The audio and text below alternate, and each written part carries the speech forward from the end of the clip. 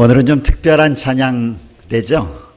예, 오늘은 특별히 어떻게 꾸려졌는지 모르겠습니다. 제가 보니까 결혼을 안 한 사람들끼리 한 것 같지도 않고 미라 때문에 그 다음에 아마 보기에 젊다 생각하는 친구들끼리 한 것 같습니다.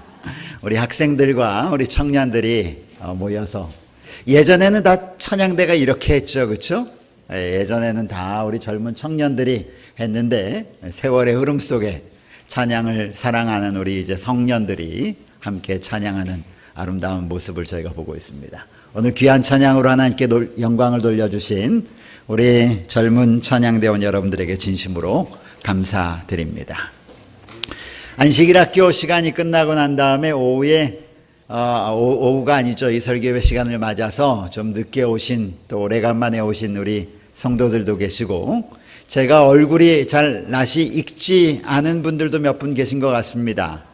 예, 우리 여러분들을 주에 전해 오신 여러분들을 주님의 이름으로 진심으로 환영하고 하나님의 특별하신 은혜가 이 안식일 우리 모든 성도들에게 풍성하게 임하시기를 주님의 이름으로 축복합니다.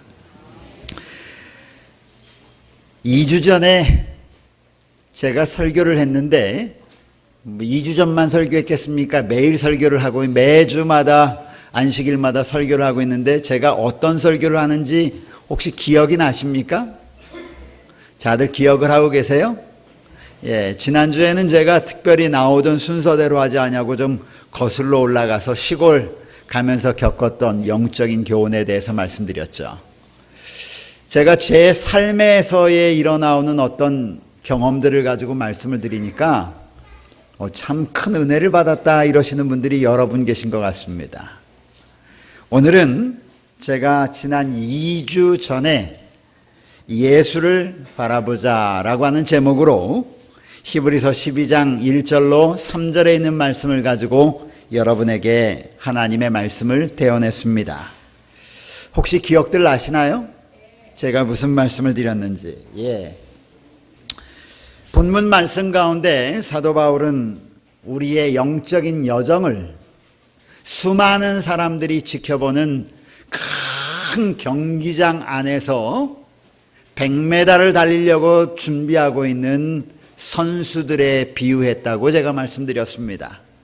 그래서 제가 올 여름에 올림픽에서 100m 결승전에 준비를 하고 있던 세계적인 유명한 100m 아주 빠르게 달리던 우사인 볼트에 대해서도 여러분에게 말씀을 드렸죠.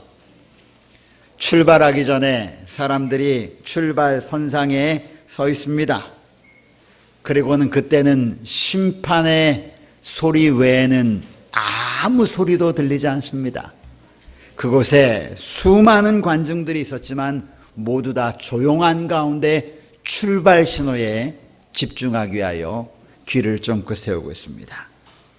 그리고는 준비, 땅 소리와 함께 갑자기 거친 남성들이 숨을 몰아쉬면서 출발하기 시작합니다.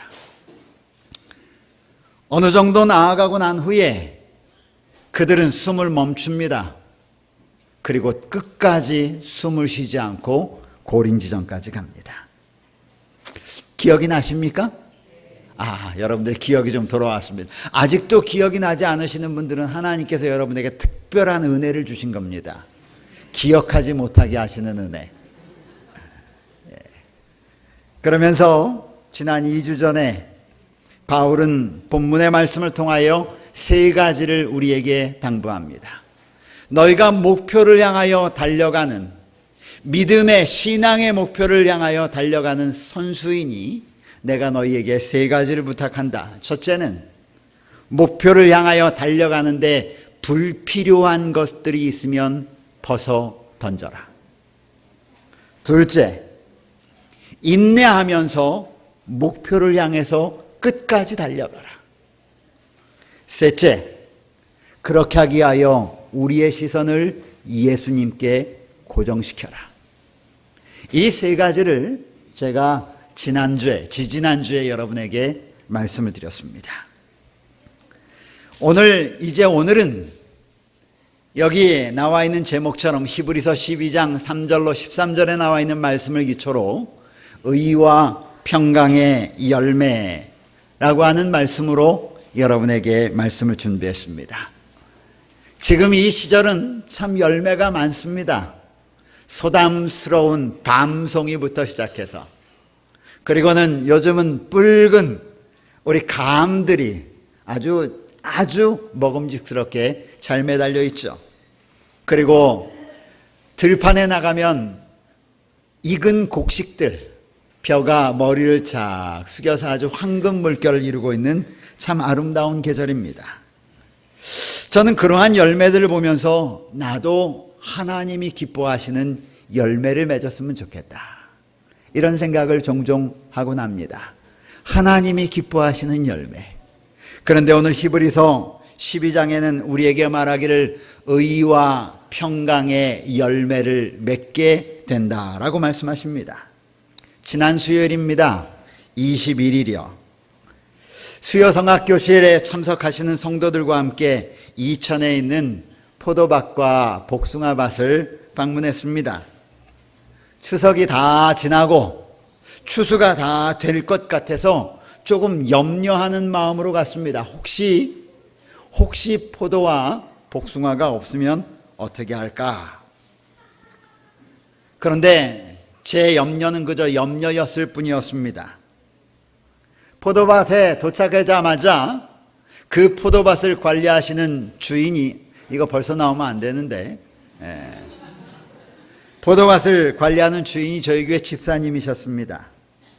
그리고는 포도를 갖다가 한 광주리를 따서 저희가 도착하자마자 드시라고 막 차려놓았습니다.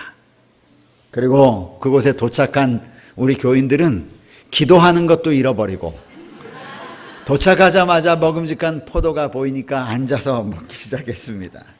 그래서 잠시 먹는 것을 중지하고 함께 기도드리고 그리고 포도를 먹었습니다. 포도를 어느 정도 먹고 난 후에 포도밭을 둘러보았습니다. 지금 보여줘야 되는 겁니다.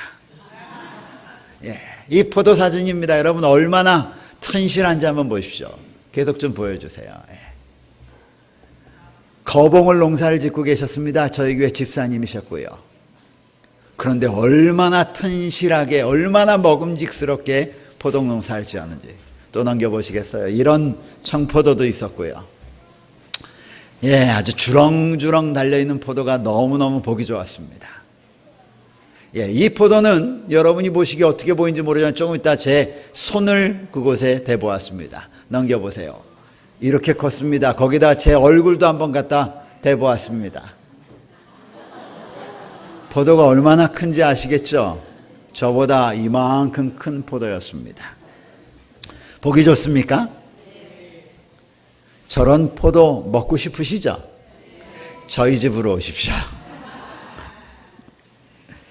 제가 오늘 이 사진을 여러분들에게 특별히 이 예배 시간에 보여드리는 이유는 의와 평강의 열매를 이해하도록 하기 위하여 제가 보여드렸습니다. 참 아름다운 열매입니다. 그리고 아주 튼실합니다. 풍성합니다. 한 송이를 앉은 자리에서 다 먹기도 힘들 만큼 얼마나 튼튼하고 얼마나 튼실하고 얼마나 먹음직스러운지 모릅니다. 이제 포도 이야기를 여기서 좀 그치고 본론으로 좀 돌아가려고 합니다. 성경 말씀에요. 그런데 성경에서는 사람도 이렇게 열매를 맺는 사람이 있다고 성경은 기록하고 있습니다. 이렇게 보기 좋게, 이렇게 튼실하게, 아름답게 열매를 맺는 사람이 있다는 것입니다. 그 열매를 맺는 사람을 성경은 말하기를 의와 평강의 열매를 맺는 사람이 있다는 것입니다. 사랑하는 성도들이시여, 그런 열매를 맺는 성도가 되기를 간절히 원하십니까? 저는 간절히 원합니다. 이런 포도 열매를 보면서 그냥 먹음직스럽다라고 끝나지 않고 나도 이 세상의 삶을 살아가면서 이 세상의 삶을 마칠 즈음에 나도 하나님 앞에 어떤 열매로든지 보여질 텐데 나는 어떤 열매를 맺는 사람이 되기를 원할까? 포도밭에서 그런 기도를 드렸어요. 하나님, 이렇게 튼튼한 열매처럼 저도 제 삶이 다 맞춰지고 난 다음에 하나님께 드려질 때는 정말 먹음직스럽고 정말 튼튼하고 하나님께서 보실 때에 그저 입에서 미소가 나오는 그런 열매를 맺는 그런 하나님의 백성이 되기를 원합니다.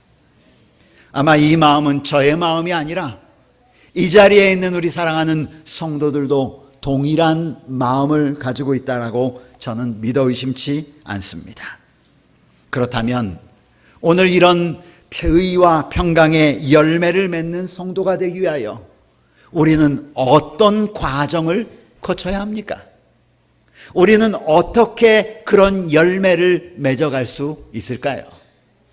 그것이 오늘 우리가 본문으로 택한 히브리서 12장 3절로 13절에서 우리는 그 비결을 찾아볼 수 있겠습니다. 이 시간 우리 함께 하나님의 거룩한 말씀을 열어서 보도록 하겠습니다. 히브리서 12장입니다. 히브리서 12장 3절부터 있는 말씀을 제가 여러분에게 읽어 올리겠습니다. 3절부터 있는 말씀입니다. 여러분 성경을 펴셔서 눈으로 따라 읽으시기 바랍니다. 너희가 피곤하여 낙심하지 않기 위하여 죄인들이 이같이 자기에게 거역한 일을 참으신 이 일을 생각하라. 너희가 죄와 싸우되 아직 피 흘리기까지는 대항하지 아니하고 또 아들들에게 권하는 것 같이 너희에게 권면하신 말씀도 잊었도다. 일렀을 내 아들아 주의 징계하심을 경히 여기지 말며 그에게 꾸지람을 받을 때에 낙심하지 말라. 주께서 그 사랑하시는 자를 징계하시고 그가 받아들이시는 아들마다 채찍질하심이라 하였으니 너희가 참음은 징계를 받기 위함이라. 하나님이 아들과 같이 너희를 대우하시나니 어찌하여 아버지가 징계하지 않는 아들이 있으리요. 징계는 다 받는 것이거늘 너희에게 없으면 사생자요 친아들이 아니니라. 또 우리 육신의 아버지가 우리를 징계하여도 공경하였거든 하물며 모든 영의 아버지께 더욱 복종하며 살려 하지 않겠느냐. 그들은 잠시 자기의 뜻대로 우리를 징계하였거니와 오직 하나님은 우리의 유익을 위하여 그의 거룩하심에 참여하게 하시느니라. 11절 무릇 징계가 당시에는 즐거워 보이지 않고 슬퍼 보이나 후에 그로 말미암아 연단받은 자들은 의와 평강의 열매를 맺느니라. 아멘. 조금 어렵습니까? 이 성경 말씀을 쭉 읽을 때 바로바로 막 들어오시나요? 아니면 자꾸 머릿속에서 그냥 소리로만 들리십니까? 오늘 이제 이 말씀이 여러분의 마음 가운데 다가올 수 있도록 제가 한번 풀어보겠습니다. 오늘 우리가 읽은 본문의 말씀 가운데 가장 많이 반복해서 나오는 단어가 무슨 단어입니까? 징계라고 하는 단어입니다. 징계라고 하는 단어를 여러분은 좋아하시나요? 별로 안 좋아하죠. 징계는 싫어합니다. 별로 좋지 않습니다. 그래서 징계라고 하는 단어의 뜻을 사전을 통해서 한번 찾아보았습니다. 그랬더니 징계라는 단어를 이렇게 설명했습니다. 잘못이나 허물 따위를 나무람. 그래서 벌을 내리거나 제재를 가함. 별로 안 좋아하는 단어들이 있습니다. 벌이나 제재. 징계를 받기를 좋아하는 사람이 세상에 어디 있겠습니까? 징계를 받는다는 것은 우리가 잘못이나 허물이 있어서 그에 합당한 벌을 받는다고 하는 말입니다.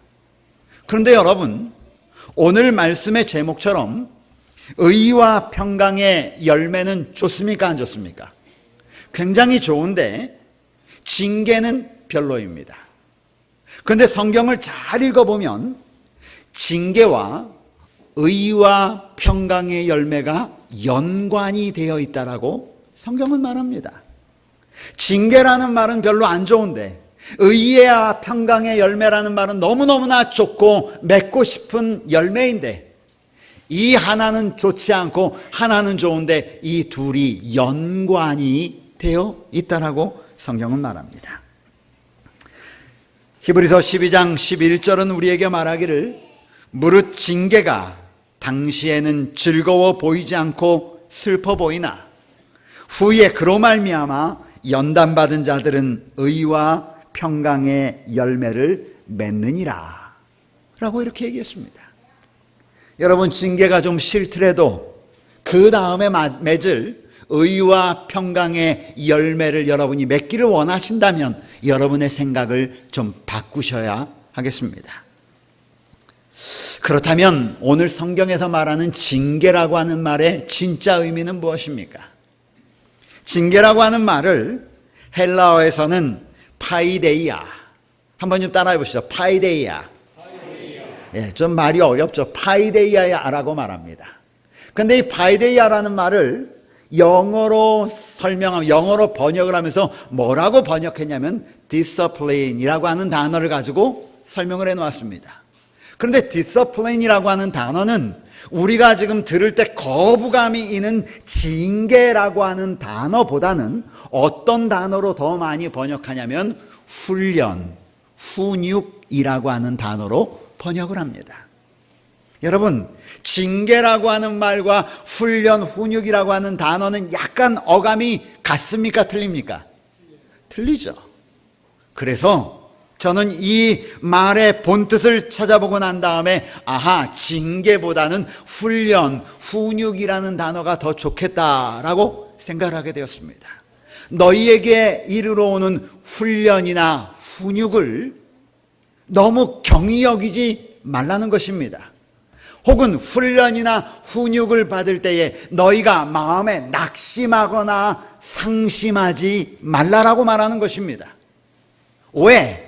결론을 말하면 이 훈련과 훈육이 결국 하나님 보시기에 아름다운 의와 평강의 열매를 맺게 되기 때문이라는 것입니다. 아멘입니까?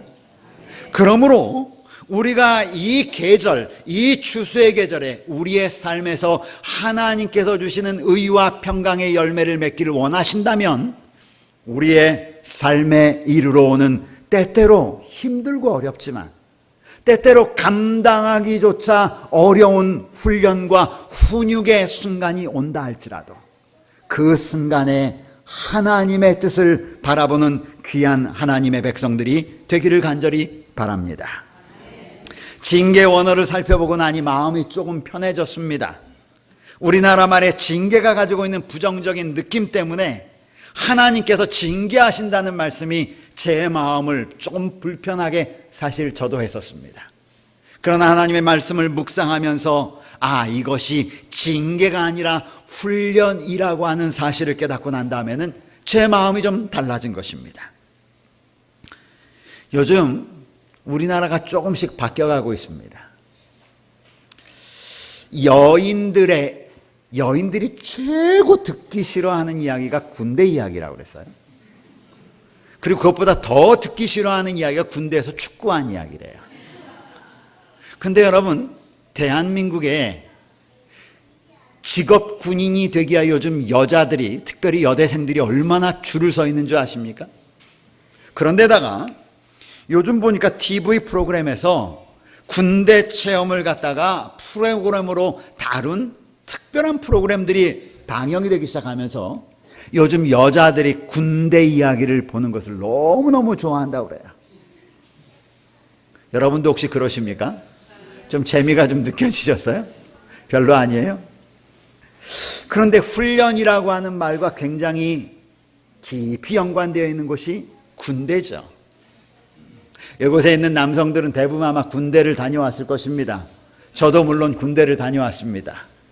제가 복무할 때는 36개월, 아주 꼬박 채워서 근무를 했는데 그래도 대학 때 교련이라고 하는 훈련을 받아가지고 3개월을 감해줬습니다. 군대에서 3개월은요, 말년 때 끔찍하게 긴 시간입니다. 그런데 제가 군에 갈 때의 몸무게가 56kg였습니다. 그랬더니 얼마나 날렵했겠습니까?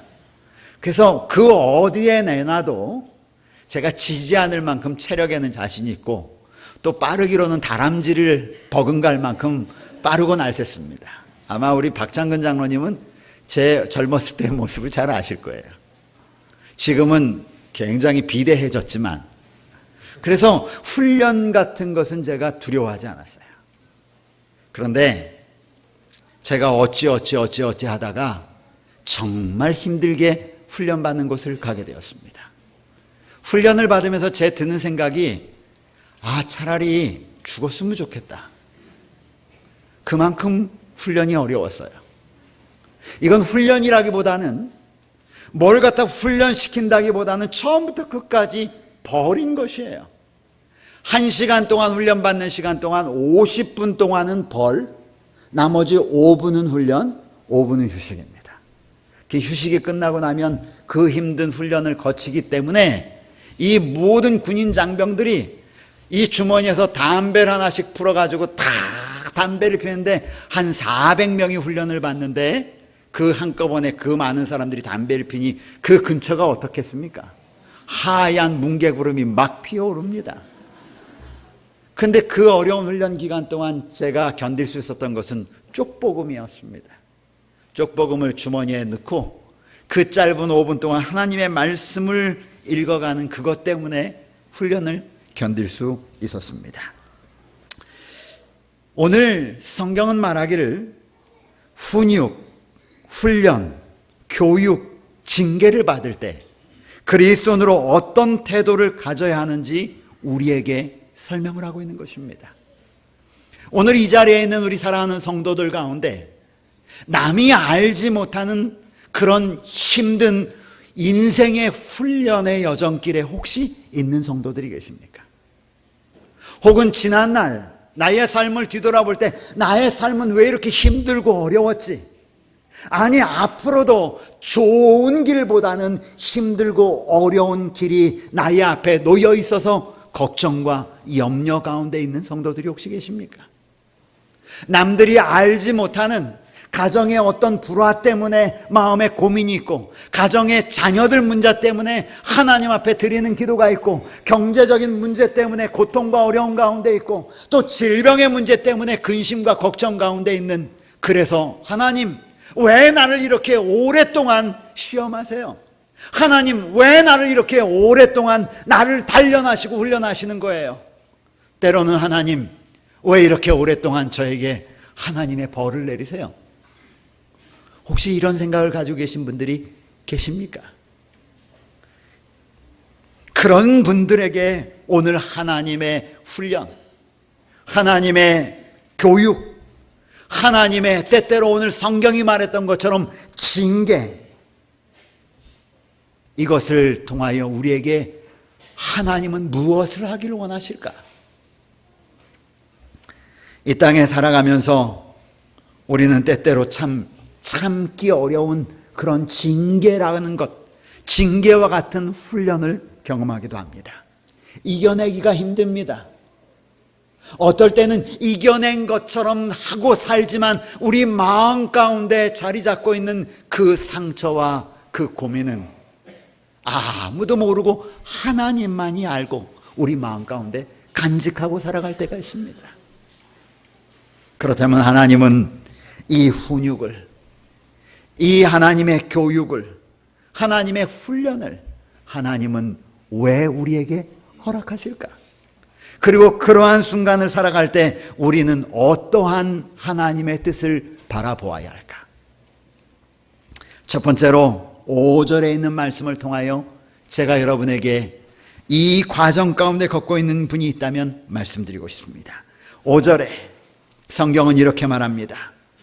또 아들들에게 권하는 것 같이 너희에게 권면하신 말씀을 너희가 잊었도다. 내 아들아, 주의 징계하심을 경히 여기지 말며 그에게 꾸지람을 받을 때 낙심하지 말라. 우리는 우리의 삶에 고난이나 어려움이 오면 오늘 성경에 있는 것처럼 낙심합니다. 힘들어합니다. 어려워하죠. 그런데 오늘 주님은 말씀하시기를 너 잊었니? 너 잊었어? 5절의 얘기가 이 말이에요. 사실은 아들들에게 권하는 것 같이 너희에게 권면하신 말씀을 너희가 잊었도다. 이건 다른 말이 아니라 너 잊고 있었구나. 너 낙심하고 너 훈련받다 보니까 하나님이 너희에게 무슨 말을 했는지 너 잊었구나. 아들아, 잘 들어. 이렇게 하시는 말씀이죠. 아들아, 하나님이 훈련하시는 것을 가볍게 여기지 말어. 하나님이 훈련하시는 것을 그렇게 할 때에 너 마음 놓지 마, 잃지 마, 낙심하지 마. 이렇게 얘기합니다. 이유가 뭔지 아십니까? 그 다음에 성경절은 이렇게 이야기합니다. 주께서 사랑하시는 자를, 다른 것이 아니에요. 주께서 사랑하시는 자를 훈육하시고, 주께서 사랑하시는 자를 훈련하시고, 주께서 사랑하는 자를 교육하시고 그렇게 한다라고 말씀하십니다. 아들마다 채찍질하는 것이다. 저는 여기 우리 민석이가 있는데 민석이에게 미안한 마음이 종종 듭니다. 이유가 뭐냐면 제가 첫 목회할 때입니다. 이 바로 옆에 있는 하남교회에서 목회를 하고 있는데 그 교회가 하나님의 은혜로 점점 부흥하게 됐습니다. 안식일에 20명 정도 모이던 교회가 한 60명까지 이렇게 성장해서 70명까지 올라설 수 있는 그러한 은혜를 맛보았습니다. 근데 이 하남시에 누가 많았냐면 새로 들어온 교인들 가운데 어린 자녀를 둔 젊은 엄마들이 굉장히 많았습니다. 그때 여러분 생각을 한번 해보십시오. 그 젊은 엄마들이 이렇게 많으면 그 아이들도 많을 것 아닙니까? 그래서 예배 시간이 아닌 것이에요. 이 아이들이 조그만 전세 교회를 저희가 살고 있었는데 저 맨 뒤에서부터 교회 얼마 나오지 다닌 지 얼마 안 된 아이들이에요. 그러니까 교회가 뭔지를 모르는 것입니다. 그러니까 저 뒤에서부터 의자 밑으로요 팍 기어다닙니다. 예배 시간에. 그때 우리 민서이가 막 하남교에서 태어났으니까 얼마나 됐겠습니까? 그렇죠? 불과 3살, 2살, 3살 요 정도 됐을 때입니다. 그러니까 아이들은 형들이 하는 걸 쫓아합니까? 안 쫓아합니까? 당연히 쫓아하죠. 그러니 이 목사아이가 무엇하는 거예요? 저 뒤에서부터 같이 쫓아가서 사방을 돌아다니는 것입니다. 아빠는 여기서 뭐하고 있는데? 설교하고 있는데. 여러분 그때 목사의 마음이 어떤지 아시겠죠? 예. 저희 집사람한테 눈치를 자꾸 주는데도 불구하고 해결이 안 돼요. 오랫동안 해결이 안 됐습니다. 마음에 결심을 했어요. 훈육해야 되겠다. 교육해야 되겠다. 근데 목사가 우리 집 아이가 아닌 그 막 돌아다니는 가장 큰 아이 하나만 잡으면 되거든요. 근데 그 아이들을 다 잘못해서 매를 들면 오해 소지가 있어요, 없어요? 있죠. 그래서 그 어린 민석이가 대표로 다른 아이들 보는 앞에서 죽도록 맞았습니다. 그런데 제가 그렇게 할 수 있었던 이유가 뭐냐면 제가 아버지이기 때문이었습니다. 그런데 오늘 사도 바울은 말합니다. 아들아, 주께서 너희에게 하시는 이 교육과 훈육을 경히 여기거나 그것 때문에 너희 낙심하지 말아라. 이유가 뭔 줄 알아? 주께서 그 사랑하는 아들을 6절은 말합니다. 주께서 그의 사랑하는 아들마다 채찍질 하심이라. 주의 훈육은 여러분 가볍지 않습니다. 주의 훈육은 기쁘지 않습니다. 때때로 주의 채찍질은 아프기도 합니다. 그런데 오늘 성경은 우리에게 말하기를 주께서 그의 사랑하는 아들에게 그렇게 한다는 것입니다. 혹 이 시간에 여러분의 삶 가운데 이런 훈육을 경험하는 자가 있거든. 오늘 우리의 아버지가 하나님이심을 바라보시기를 간절히 바랍니다. 7절은 우리에게 말합니다. 너희의 참음은 징계를 받기 위함이라. 저는 이 말이 이해가 안 됐어요. 너희의 참음은 징계를 받기 위함이다. 그래서 제가 종종 하는 것처럼 제가 성경을 여러 성경을 보지 않습니까? 헬라어도 갖다 보고 영어 성경도 갖다 보고 영어 성경 번역본도 여러 가지를 갖다가 살펴봅니다. 그랬더니 성경은 이런 의미예요. 고난을 당할 때 인내하되 너희가 훈련을 받는 것처럼 인내해라. 이 말이에요. 그런데 그 말을 갖다 우리 성경은 너희가 참음은 징계를 받기 위함이다 이렇게 번역을 해놨어요. 그래서 제가 너무너무 혼란스러웠던 것입니다. 그런데 오늘 성경은 우리에게 말합니다. 너희가 고난을 당할 때, 너희가 어려움을 당할 때 인내하되 참고 견디되 무엇 하는 것처럼 참고 견디냐면 하나님이 너희를 훈련하시는 것처럼 참고 견디라는 것입니다. 제가 군에서 막 훈련을 받고 있을 때 제가 훈련을 정말 지긋지긋하고 받고 있는데 제 머리 위로 비행기 한 대가 샥 날아갑니다. 그런데 그 비행기는 누가 타고 있냐면 저보다 한 기수 선배 훈련병들이 비행기를 타고 있습니다. 뭐 하러 가느냐면 이 비행기가 성남 비행장에서 쫙 이륙 해가지고 붕 날아가지고 요 팔당 앞으로 옵니다. 그리고 거기서 그동안 죽도록 훈련받은 군인들이 낙하산 하나에 의지해서 비행기에서 뛰어내리는 마지막 훈련을 하는 것입니다. 그 비행기가 저희 머리를 싹 지나갈 때 저를 훈련시키던 교관들이 말합니다. 여러분들 조금 있으면 비행기를 타고 팔당으로 갑니다. 그럼 막 우리가 와 소리를 질러 세상을 다 얻은 것 같습니다. 그러면서 하는 말이 견디십시오. 그런데 오늘 성경은 너희가 고난을 당할 때에 하나님께 훈련받는 것처럼 인내해라. 왜? 그 다음 성경 말씀이 저를 감동시키는 거예요.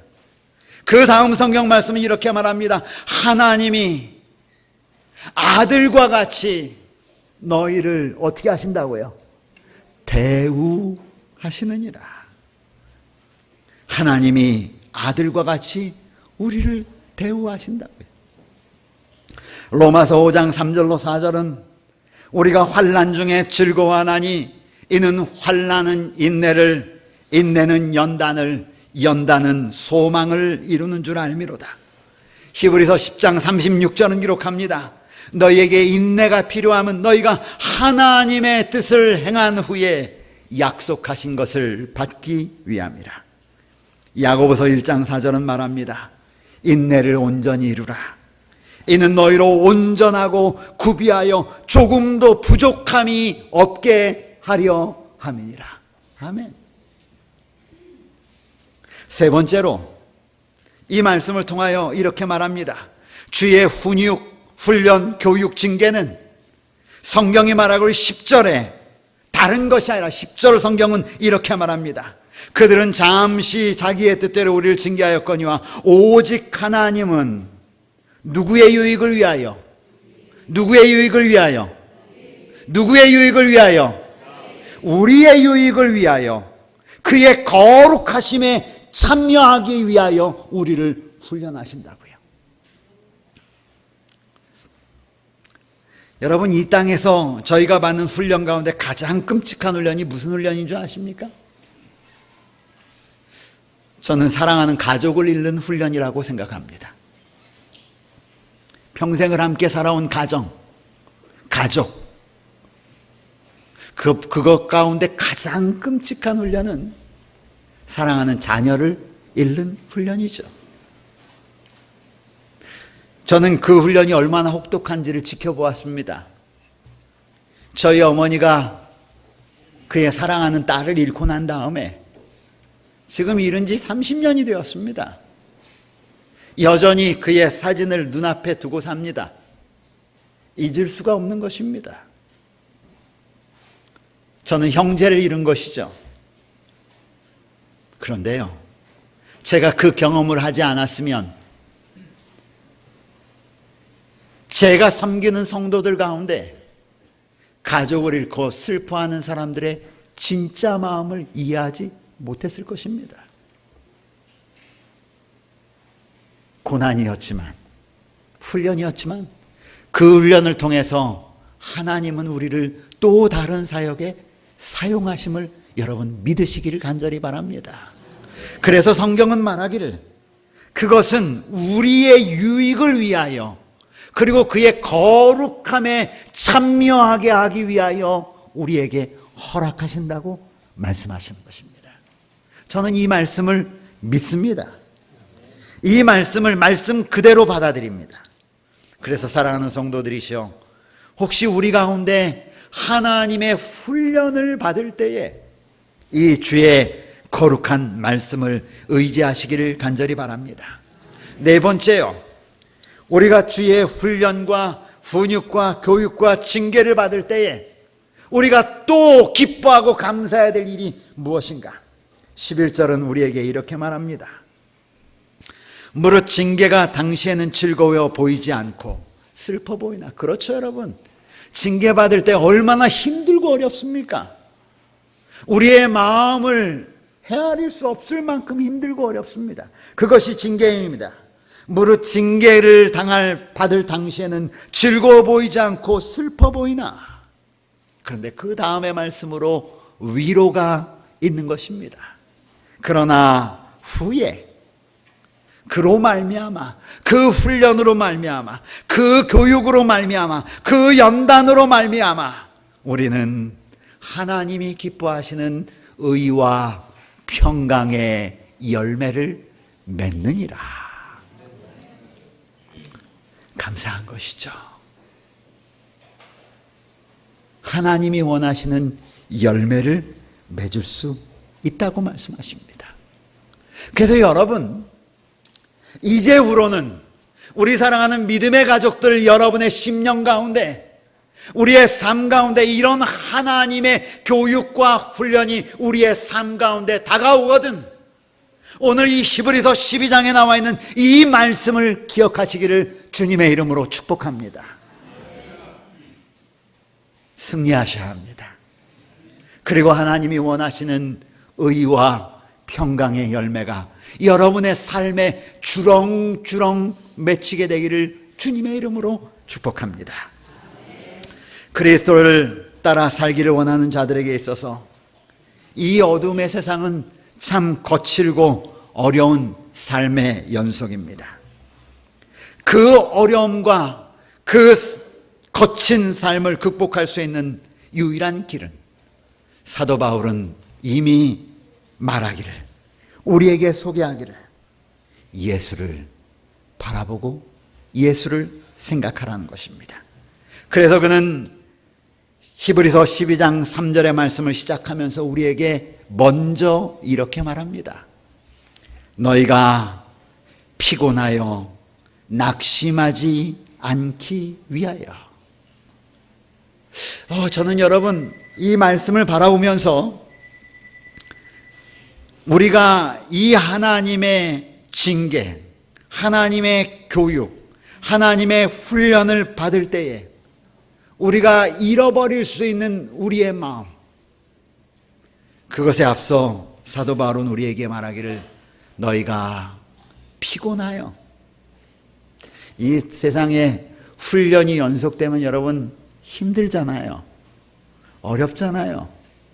그리고 피곤하지 않습니까? 그리고 또 하나 다가오는 것이 뭐냐면 낙심이에요. 그리고는 용기가 꺾이는 것입니다. 삶의 용기도 없어지고 하늘을 가고자 하는 용기도 없어지는 것이에요. 그런데 오늘 성경은 말하기를 너희가 피곤하여 낙심하지 않기 위하여 예수를 생각하라. 오늘 우리에게 권면하십니다. 오늘 히브리서 12장 3절로 13절에 나와 있는 이 말씀이 오늘 우리의 삶의 큰 힘과 용기가 되기를 바라면서 말씀을 마칩니다.